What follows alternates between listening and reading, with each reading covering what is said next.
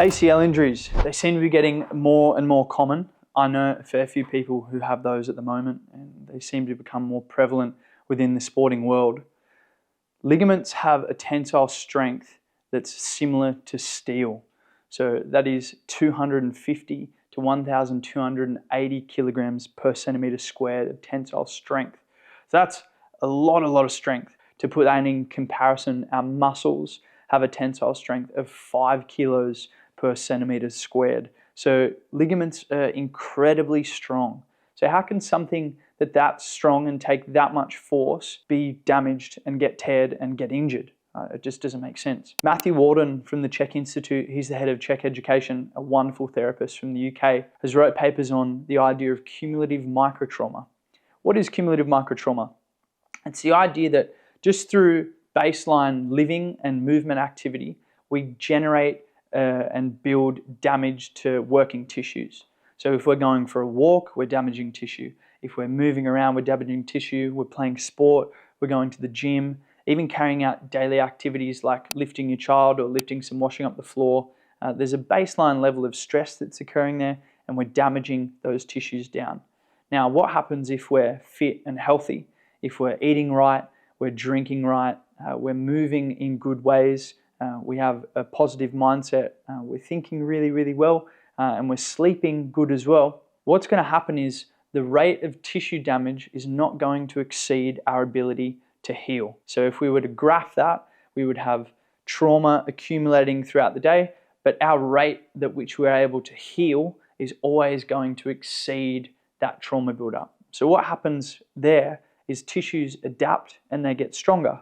You go to the gym, you break down muscle fibers, you recover well, you repair that tissue, and it adapts to the stimulus that's imposed on it.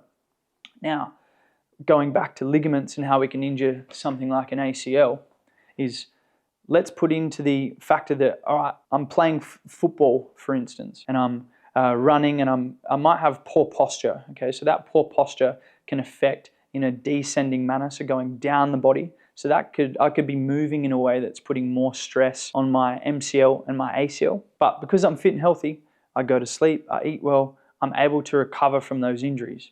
But if we put in for somebody that they have poor posture, they're not eating right, so they're eating lots of processed foods, so that's putting stress on the digestive and the visceral systems, that's going to greatly impair their ability to be able to heal that tissue. If we aren't sleeping right, we're not getting enough sleep, we're missing out that time of the night where we're engaged in tissue repair. Everybody knows that sleep is quite important for our recovery. So that's another stressor on there.